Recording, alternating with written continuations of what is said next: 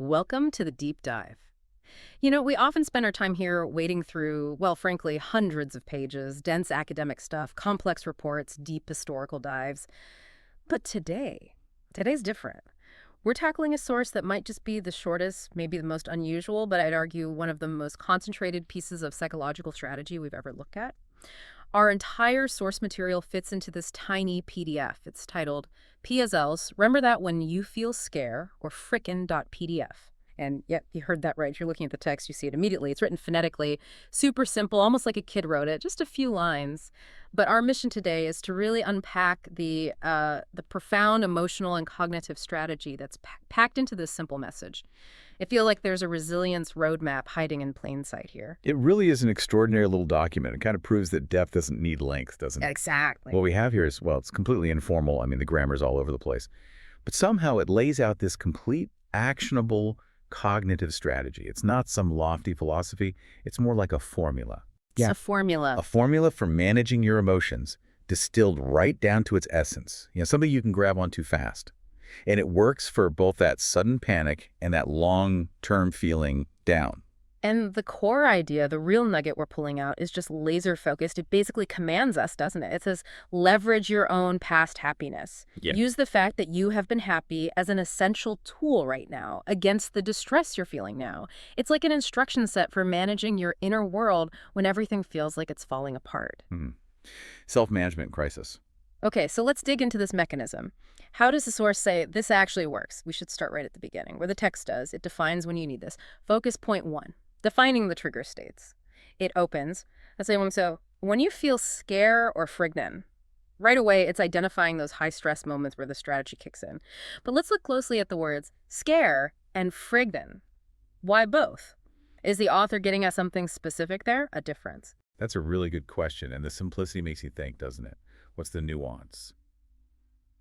Scare, I think, in everyday talk often means that general anxiety, that kind of anticipation, maybe a milder alarm. Like being scared about something happening. Exactly. That low hum of worry. You might be scared of an upcoming test or just generally scared about the future, often looking ahead. But Friditton, that feels more intense. It suggests something sudden, a shock. That real gut punch of fear. Yeah. The cortisol spike, the fight or flight just kicking in full force, maybe even paralyzing panic. So by putting them together. By pairing them, yeah, the text basically covers the whole range. Yeah. From that chronic nagging anxiety lots of us feel, right up to the acute overwhelming panic attack.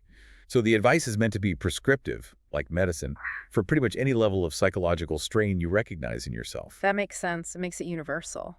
Because you wouldn't want to think, oh, I'm just scared, not frightened, so this isn't for me, or the other way around. Right. It defends against the full spectrum of psychological attacks, as you said. Okay, now let's look at the instruction itself.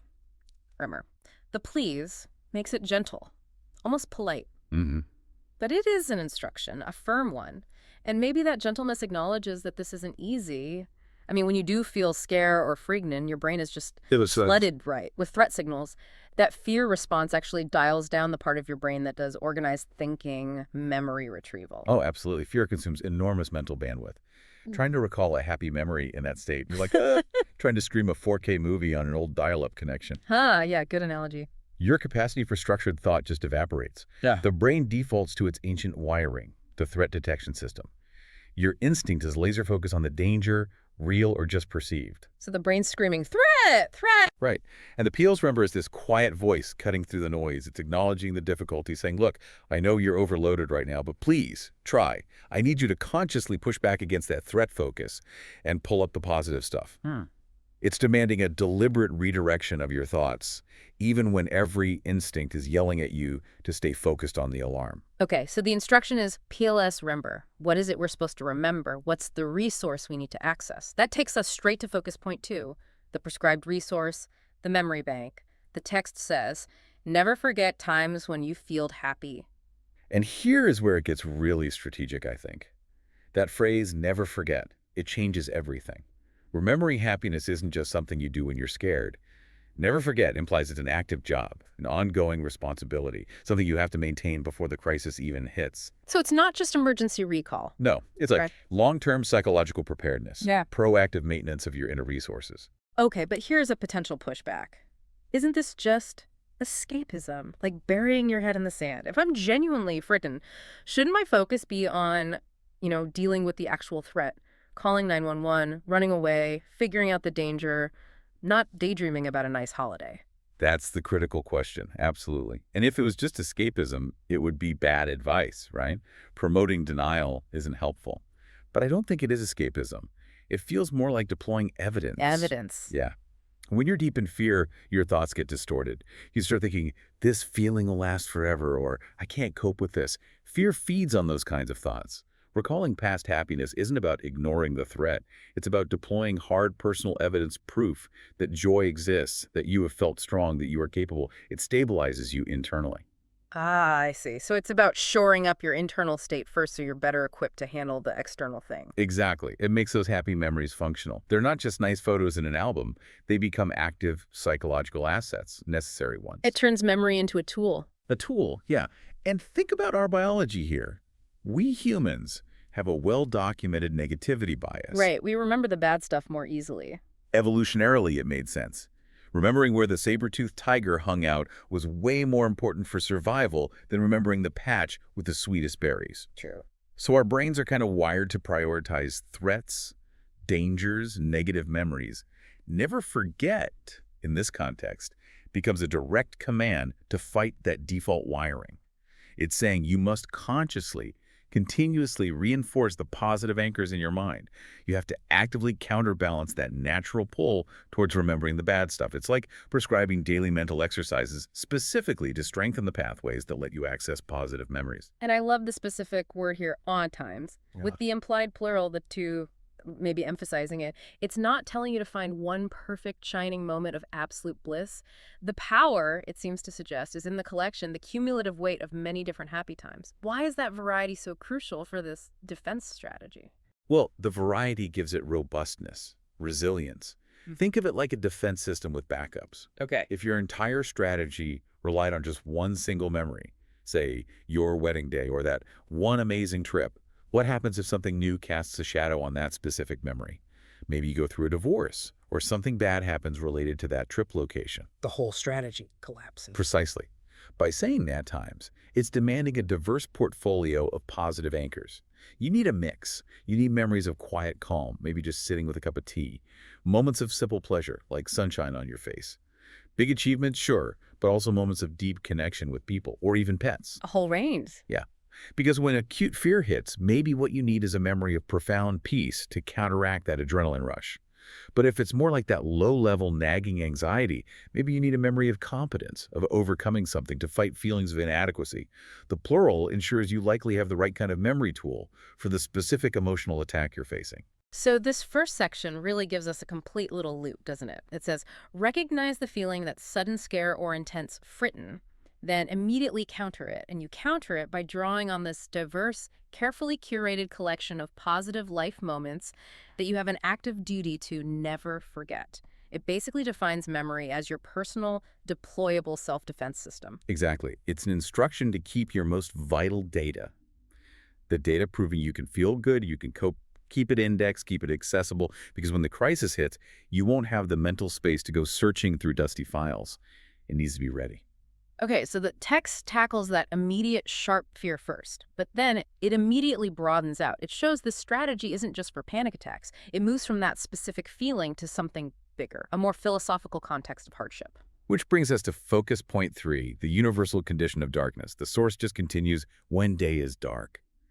That feels like a really profound shift in scope. It absolutely is. It moves from the internal personal feeling scare, fritten, to this externalized broader metaphor, the dark day. Yeah, fear feels immediate, sharp.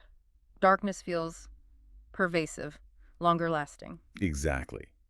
The dark day universalizes the advice. It stretches it to cover those chronic negative states. It could be prolonged sadness, maybe clinical depression. It could be environmental gloom, like literally gray weather affecting mood, or maybe a difficult situation at work or home that just drags on. Systemic difficulties, even existential angst. So anything that feels like a long slog through negativity. Pretty much. It covers that feeling that the current negative state is reality, that it's permanent. And this expansion is vital. because the psychological approach needed for a chronic state, like a dark day, is a bit different from handling an acute panic spike. How so? Well, if a dark day is marked by that pervasive despair, that feeling of there's no light, no hope, this will never end, then the remedy needs to provide concrete proof that light is possible, that this isn't the final state. Right. The sheer weight of a dark day can feel crushing. It's when everything looks bleak, your own motivation tanks, and your brain just loops negative stories. Hmm. So the antidote probably needs to be more continuous, like a steady drip feed of positivity, rather than one quick injection you use for panic. And if this little source works for both the panic spike and the long, gloomy period, it really proves the formula is robust, covering both intensity and duration. It does seem to suggest that. When the day feels dark, our brains often lean toward catastrophic thinking, Oh. right? Taking current problems and stretching them out indefinitely into the future. Yeah, this bad feeling will last forever. Exactly. And the strategy this text lays out seems designed to interrupt that very process. It interrupts the extrapolation by forcefully inserting a contrary fact from your own past. Which brings us perfectly to focus point 4, the remedy for darkness, the happy day. The parallel advice here is always remember happy day. Hmm. Notice the change. Section 1 was plural, at times when you feel happy. Now, for the dark day, it's singular, happy day. Yes. That contrast is so striking and I think very deliberate. The current state is the dark day, singular. The recalled remedy is the happy day, also singular. It feels like this recalled happy day is meant to stand as a complete, whole-picture contrast to the current darkness. A counter-narrative. Exactly, a snapshot of a time when you were flourishing, when things felt right, when possibility existed. It serves as proof that the dark day is temporary, that it doesn't define your entire reality or potential. Okay, let's look at the verbs again because this is also fascinating. Section 1, never forget. We said that implies passive retention, preparation, keeping the resource safe. Section 2, always remember. What's the difference in instruction there? Well, remember feels much more active, doesn't it? It suggests persistence, continuous effort. Like you have to keep doing it. Yes. When you're facing that metaphorical darkness, just having the happy memories stored away, never forget, isn't enough. You have to diligently, actively, constantly bring them to mind. Always remember. So the preparation builds the bank account of memories. Right. Never forget fills the bank. And always remember is about making withdrawals continuously when things are tough. Without fail. It implies that fighting chronic gloom requires diligence. It's a habit you cultivate, a constant cognitive choice to recall that contrasting image, that proof of light. It's the absolute opposite of just passively sinking into the darkness. When the darkness tries to tell you it's permanent, you must always remember the evidence that proves it isn't. So why the shift? Why this singular happy day for the dark day when it was plural innate times for acute fear? Any thoughts on that? Well, maybe. Maybe when you're facing that pervasive, generalized darkness, a collection of small, scattered, pleasant moments might not be enough to break through the fog. They might feel insignificant against the weight of the gloom. Perhaps. Maybe you need something more substantial. A single resonant memory that functions as a holistic anchor. A complete picture of the world feeling profoundly right. Like a blueprint for how things can be, a reminder of wellness. That resonates with me, yeah. A blueprint for re-entry into well-being. Acute fear, like a sudden attack, maybe needs quick, diverse tools to interrupt it. That's the times. But chronic darkness, that existential weight, maybe it needs existential proof that an alternative state exists. The single happy day serves as that proof of concept. Like a lighthouse. Exactly. It reminds you of the complete state of thriving, the sights, the sounds, the feelings, the whole atmosphere. It provides a direction to aim for. It's a beacon, not just a box of assorted flashlights. That's actually incredibly sophisticated, isn't it, for such simple language? It really is. The text seems to understand that different psychological states need slightly different approaches. Yeah. Acute anxiety needs defense and interruption. Chronic gloom needs inspiration and a counter-narrative. And tailoring the memory strategy, plural for the sharp hits, singular for the long haul, is remarkably insightful. The text is essentially teaching us how to weaponize our own positive history, adapting the weapon to the nature of the threat. Wow. So fundamentally, the source is saying the biggest leverage we have against how we feel right now is our own real past. If you felt happy once, that proves you can feel happy again. Mm-hmm. That historical truth, your personal truth, is the bedrock of recovery. Okay, we've really unpacked what the text is saying, the strategy inside it, but now we need to shift gears a bit and look at focus point 5, which feels just as important, how it says it. Let's talk about the language itself. This, phonetic spelling, misspellings, the PLs, remember, when, field. It feels intentional, right? Not just Oh, accidental. I think it's absolutely intentional. It's a functional feature, not a bug. How so? Well, think about the state it's addressing. Scare or fritten. Hmm. We already talked about how cognitive function tanks in that Right, state. your thinking gets fuzzy. Exactly. Now imagine if the instructions were wrapped up in complex academic language Hmm. or long grammatically perfect sentences. It Yeah. would just add to the cognitive load. It would increase the stress. You wouldn't be able to process it when you needed it most. Precisely. This stripped-down language, it's instantly accessible. It requires almost zero mental effort to decode. It's like foundational wisdom with all the fancy academic layers peeled away. It's designed for rapid deployment in a crisis. The text recognizes that when you're psychologically stressed, linguistic complexity is an obstacle you literally cannot afford. It feels almost like the universal language of urgency. Like a note scribbled quickly on a napkin, meant to be understood instantly by someone in deep distress. Yeah, that's a great way to put it. It's visceral, it's primal, and because it's so simple, it's incredibly memorable. It removes all the usual barriers to understanding. And there's something else too, I think. The simplicity, the PLs, the slightly imperfect spelling. It gives the advice a kind of warmth, a gentle authority. Yeah, it doesn't feel like a harsh command from on high. No, it feels comforting, like it comes from a place of understanding and care, which is really important when you're talking to someone feeling vulnerable. It's a soft mandate. That low cognitive burden is just key then. It's absolutely key. In communication theory, you sometimes talk about the principle of least effort. If an instruction feels too hard, too rigid, especially when you're stressed, your brain's likely to just reject it. But because this language is so simple, so accepting, it lowers the barrier. Your mind can accept the instruction easily and pivot straight to the task, the memory retrieval, instead of getting bogged down trying to decode complex sentences. And the simplicity probably helps it stick in your memory too, right? Like a mnemonic. Definitely. Simple structures, those phonetic sounds, the repetition, remembers that stuff lodges in the brain easily. It makes the core message highly retrievable under pressure. The form perfectly matches the function here. Okay, so let's try and pull this all together. Focus point 6, the two-part resilience formula. What's amazing is that despite being incredibly short, this source gives us a complete, robust, closed loop. A whole strategy for emotional resilience, covering both the immediate crisis and the long-term struggle. It really does. Part 1 seems to be, acknowledge the negative state. You have to actually recognize and name the feeling. Okay, I feel scare right now, or, yep, this feels like a dark day. You register the trigger, honestly, no denial. Got to see the problem first. And then part 2 is the action, the essential evidence-based action. Prescribe the specific positive memory resource from your own history. The remedy is always rooted in your personal, verifiable past experiences of wellness. The text just insists again and again on using your own history as the active defense mechanism. Okay, let's revisit that escapism challenge now, because thinking about this two-part structure really clarifies it for me. Good idea. Escapism would be just running away from part 1, right? Pretending you don't feel scared, pretending the day isn't dark. Exactly, denial. But this text forces you to do part 1 first. Acknowledge the reality when you feel scare. Then it tells you to strategically bring in a different reality, a historical one from part 2. Remember, happy day. It's not about ignoring the present. It's about preventing the negative present from completely distorting your view of reality in the future. That's a fantastic way to put it. It's grounding, not escaping. You're grounding yourself in the broader truth of your own life history. The grounding power of your personal past. When fear tries to tell you this bad feeling is all there is and it will last forever, you deploy the memory bank to insist, no, that's not true.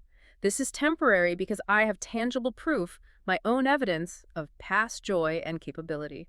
It leverages the authenticity of your own lived experience against the distortions of fear or despair. And the role of memory here is crystal clear. It's not just pleasant nostalgia, it's presented as an essential tool, a survival tool. A psychological lifeboat. Yeah, a lifeboat. When the current reality feels like it's swamping you, you have to consciously climb into the lifeboat, the unassailable truth of your past happiness. And ultimately, this strategy is a kind of manifesto for cognitive reframing, isn't it? But it's reframing based on empirical evidence, your evidence. By telling us again and again, never forget and always remember, the text implies something really fundamental about us humans. We have to work to hold on to the memory of happiness. It doesn't come as naturally as remembering threats. It seems not. We aren't naturally wired to cling to joy as tightly as we cling to warnings or negative experiences. So the text says you have to compensate consciously. You have to practice. And the genius of it is that the solution is entirely internal. Right. Eh. It puts the locus of control firmly inside you. The fix isn't waiting for external validation or needing your circumstances to change immediately. The power source is something you already possess, stored right there in your own mind. That's incredibly empowering, especially when the outside world feels chaotic or completely out of your control. It gives you the highest form of self-reliance in that moment. Your armor is internal. You carry it with you always. It really shows a deep empathy, I think, a deep understanding of human vulnerability. It acknowledges that we tend to downplay the good stuff and overplay the bad stuff, and it gives us this direct, incredibly low-effort countermeasure. So this single, short, frankly misspelled source turns out to be a powerful, practical mandate for immediate emotional resilience. Just remarkable. Hashtag tag outro. So after really diving deep into just these few lines of text, the lesson that emerges feels incredibly profound. The power of intentional memory recall. It's maybe the most practical, the most portable, and the most personal strategy for emotional regulation that we actually possess. The simple instruction is actually a powerful command. When distress hits, whether it's panic or that long, pervasive gloom, access your own history of happiness. Use it. Yeah, our final synthesis really highlights that, doesn't it? The text hammers home that our own records of happiness are our most potent personal resource, and it demands two things from us. Preservation, that ongoing background task to never forget times when you feel happy, and then diligent, continuous application, the active work to always remember happy day when the darkness actually arrives. It basically frames psychological survival not as something passive, but as a daily task, a maintenance job for our inner well-being. And for you, listening right now, whether you're dealing with, just the overwhelm of information we all face, or maybe, more pointedly, overwhelming emotional stress, this text is a reminder. It reminds us that the most powerful answers are often the simplest ones. They don't always require fancy resources or complex theories.